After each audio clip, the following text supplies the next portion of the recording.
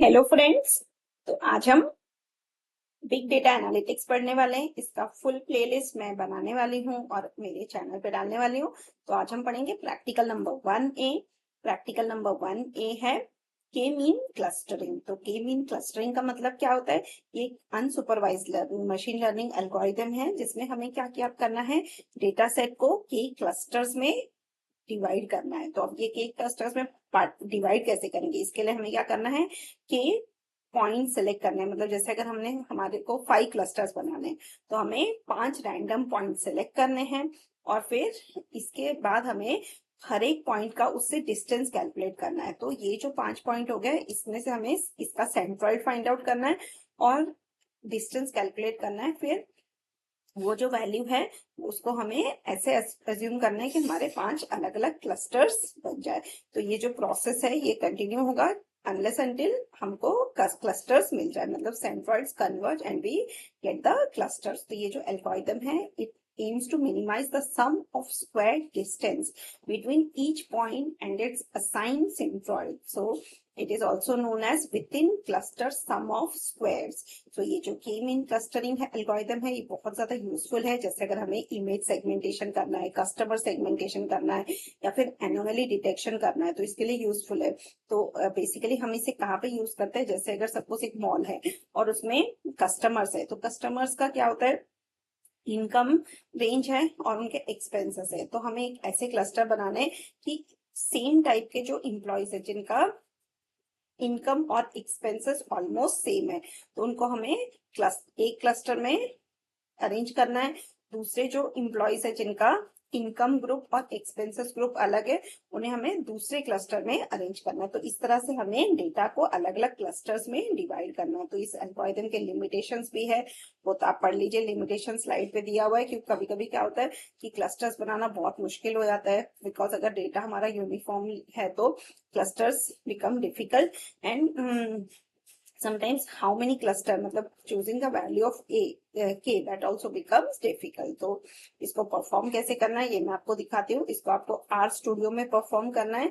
तो are studio का installation का वीडियो मैंने अलग से बना दिया है, प्लस मैंने आपको डेटा सेट में डिस्क्रिप्शन, डेटा सेट के जो डिस्क्रिप्शन में उसमें पूरा कोड भी दे दिया है तो आप इसको परफॉर्म कर सकते हैं। ये देखिए अभी मैं आपको ना एक एक कमांड परफॉर्म करके दिखाती हूँ।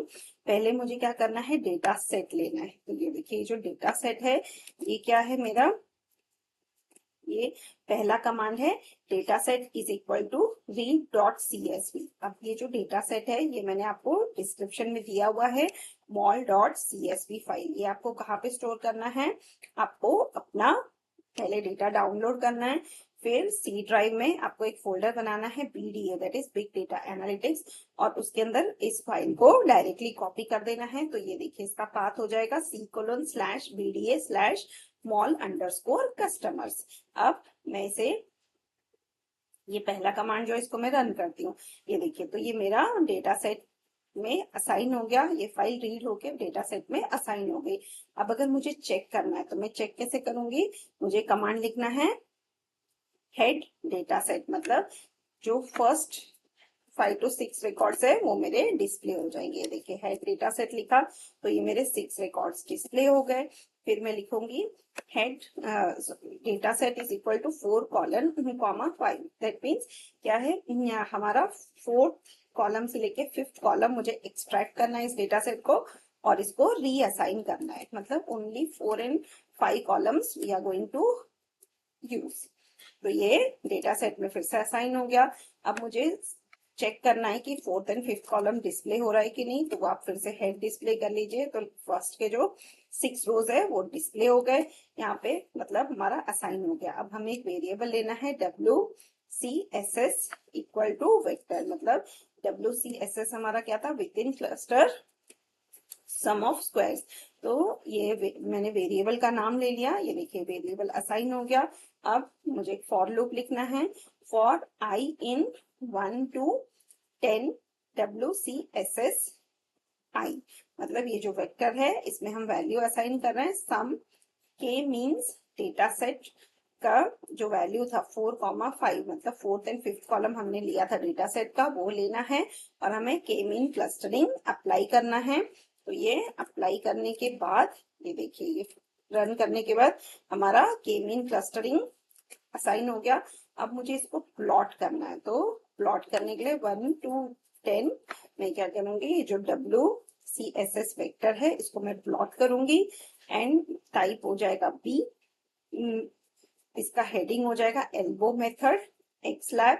दैट मीन्स एक्स एक्सिस में मेरा आ जाएगा नंबर ऑफ क्लस्टर्स और वाई एक्सिस में आ जाएगा WSS। तो मैं इसे रन करके दिखा देती हूँ। ये देखिए मेरा कमांड है, जैसे मैं इसको रन करूंगी तो यहाँ पे देखिए इस तरह का आउटपुट आ गया, the elbow method then number of clusters and WSS। तो ये मेरा एल्बो मेथड का आउटपुट आ गया।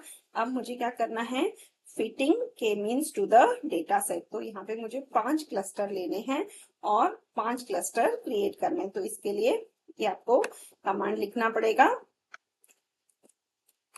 यहाँ पे K means is equal to, K means X equal to data set ले लिया और हमने सेंटर इक्वल टू 5 मतलब हमने 5 क्लस्टर्स दे दिए। फिर वाई मीन्स में हमने क्लस्टर को असाइन कर दिया। तो ये देखिए कमांड एग्जीक्यूट हो गया। अब मुझे इसको डिस्प्ले करना है, तो यहाँ पे मैं डिस्प्ले के लिए CLUS प्लॉट क्रिएट करूंगी। तो यहाँ पे लाइब्रेरी क्लस्टर लेना है और फिर CLUS प्लॉट में हमने डेटा सेट ले लिया। फिर वाई मीन्स का वैल्यू जो हमने असाइन किया था वो ले लिया, दैट इज के मीन क्लस्टरिंग। फिर इसके बाद हमें मेन में डिस्प्ले करना है cluster of customers, annual income and spending score. तो ये देखिए जब मैं रन करूंगी तो यहाँ पर 5 क्लस्टर्स क्रिएट हो गए और ये जो क्लस्टर है इसमें जो सिमिलर टाइप के income group and spending score है वो सारे एक क्लस्टर में आ गए। तो जितना ज्यादा हमारा डेटा प्रॉपर होगा उतना ही हमारा प्रॉपरली क्लस्टर्स क्रिएट हो जाएगा। So I hope this practical was interesting. Thank you.